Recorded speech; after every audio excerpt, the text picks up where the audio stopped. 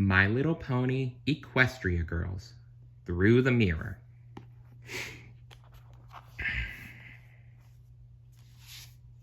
Chapter 10, The Definition of a Winner.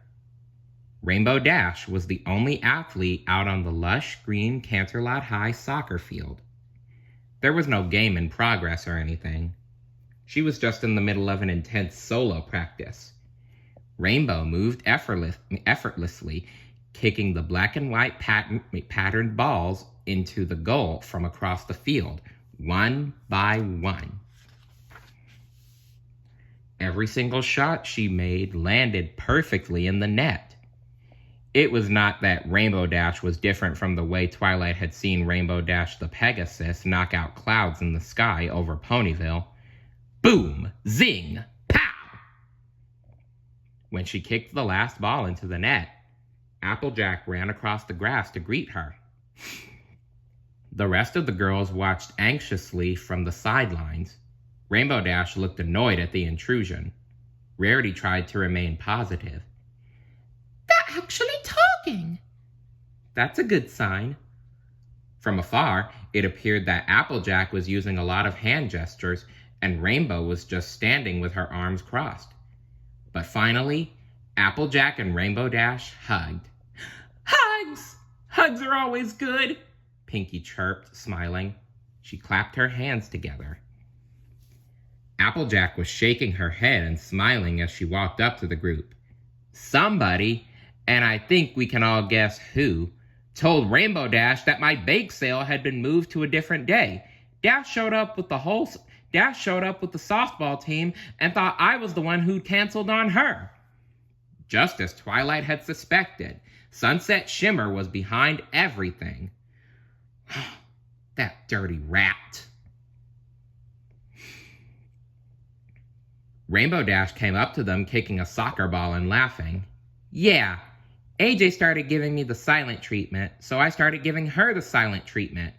Wasn't about to lose that battle of wills. Rainbow pointed at Twilight. Don't know if you've heard, but I don't lose. Applejack rolled her eyes in a jokey way. Anyone could see that she was relieved to have her best friend Rainbow Dash back. I love to see friends make up. It made Twilight feel warm and fuzzy inside to have helped. Now, Rainbow said to Twilight, all you gotta do is get me to help you out with the whole princess... All you gotta do to get me to help you out with the whole princess vote is to beat me in a... With the whole princess vote is to beat me in a game of one-on-one. She looked smug. What? Twilight's face fell, and her warm feelings turned to nerves. She'd never played soccer before. She'd read about it in the same book where she'd learned about football. Walking on two legs was hard enough. Playing a game on them was going to be no piece of apple tart. But she really needed the athletes to vote for her. Okay, Twilight nodded finally. First to 5 goals wins, Rainbow smiled. Then she took off down the field. The next 20 minutes were a blur. Everywhere Twilight went, Rainbow Dash was always 4 steps ahead of her, either blocking her way or stealing the ball. A few times it seemed like Twilight had a clear shot, and she ended up missing the ball completely and looking really silly. By Rainbow's 4th goal, Twilight knew she was doomed, but she didn't give up. Go, Twilight! Pinkie squealed from the sidelines. You can do it! Twilight surged forward, lifted her leg behind her, and kicked hard. Then, she fell flat on her backside. Okay, maybe not, shouted Pinkie. Okay, maybe not, shouted Pinkie with the same enthusiasm. But good job anyway. A moment later, Rainbow kicked goal number 5 into the net with a satisfied grunt. That's game.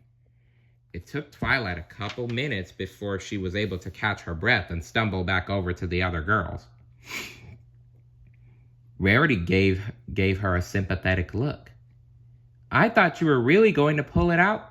You were going to really pull it out there in the end. Yeah, right, Applejack giggled. So, what's the plan? An excited smile spread across Rainbow's face as she jogged up to join them. How can we make you princess over Sunset Shimmer? But I lost, Twilight said, confused. Rainbow Dash had said that she'd only help if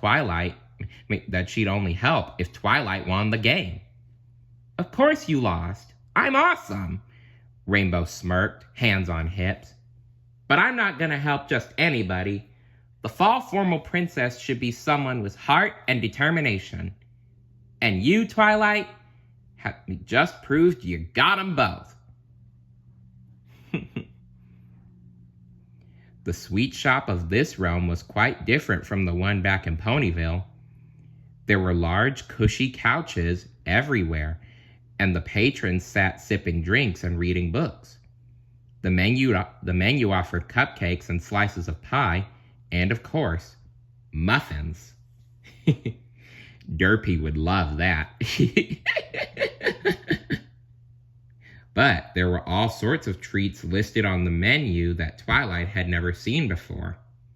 Mocha chocolate bomb, triple chocolate mint swirl cocoa. They sounded like Pinkie Pie creations. Twilight bit her lip as she stared at the big board behind the register. A whipped caramel strawberry swirl shake? She said to the woman behind the counter who was busy tittering around, wiping every surface with a pink rag. She looked an awful like Mrs. Cake with her yellow apron and sweet expression. And can I get that with extra oats? Twilight, humans do not eat oats. Unless, of course, they are eating oatmeal. Anyway, Mrs. Cake put down a jug of milk on the counter and gave Twilight a sideways look. Oats? In a whipped caramel strawberry swirl shake? Twilight looked over to her friends for guidance. They didn't notice because they were sprawled out on some comfy couches by the window.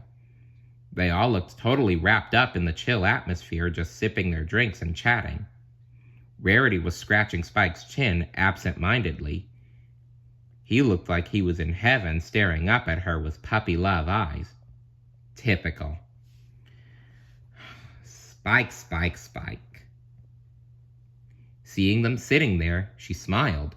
She could almost picture herself staying there. She was getting used to how everyone looked in this realm. She didn't understand why Sunset Shimmer hadn't been able to make the best of it here. She shook her head. However you normally make it is fine, Twilight covered, turning back to the counter. Mrs. Cake carefully passed her the frothy drink, and Twilight kept her eyes on it as she turned around slowly to join her friends. Bam! Milkshake splattered all over the pink and yellow tiled floor as Twilight collided with somebody. But a glance up told her that it wasn't just any boy. It was him. The cute guy with the spiky blue hair stood there, looking just as flustered as she felt. He started to throw napkins down on the mess. We have got to stop bumping into each other like this, he said with a smile, stomping on the soggy napkins with his black and white sneaker. You know me, Twilight laughed nervously. I'm always trying to make a big splash around here. As soon as the words escaped her lips, she regretted them. She sounded like such a dork. Blue-haired boy stared back and raised an eyebrow. Because my drink kind of splashed on the ground, Twilight added, wincing. She should probably stop talking now. The boy chuckled at her and adjusted his black leather jacket. Great. So now he thought she was totally awkward. Twilight pointed to the couches stiffly. I'm gonna go over there now. She scampered over to her friends and plopped down on the cushy seat.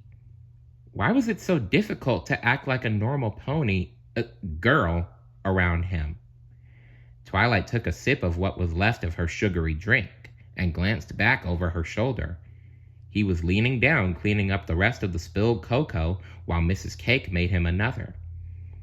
Rarity took notice of Twilight's fascination and began to shake her head violently. Don't even think about it. Her purple waves swished back and forth. You're already trying to get her crown. Who knows what Sunset Shimmer would do if you ended up getting her ex-boyfriend, too? I don't even know. We just accidentally, Twilight said, desperate to deny the implications. Her face grew hot. She hadn't even realized that anyone was watching or who the boy even was. Ex-boyfriend? Fluttershy took a sip of her mint hot chocolate. Flash Sentry broke up with her a few weeks ago, she explained. The girl's eyes all followed Flash Sentry as he gave Twilight a little wave on his way out of the sweet shop. Rarity sighed.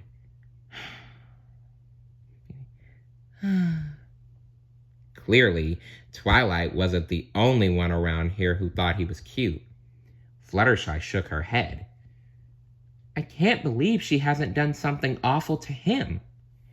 If that were the case, Twilight couldn't help but wonder if Sunset Shimmer was waiting until she had the power to do something really awful to him.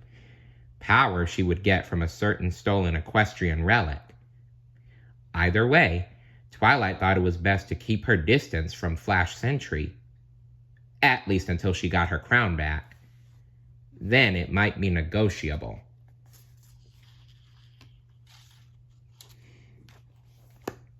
Stay tuned for Chapter 11. See you later. Bye.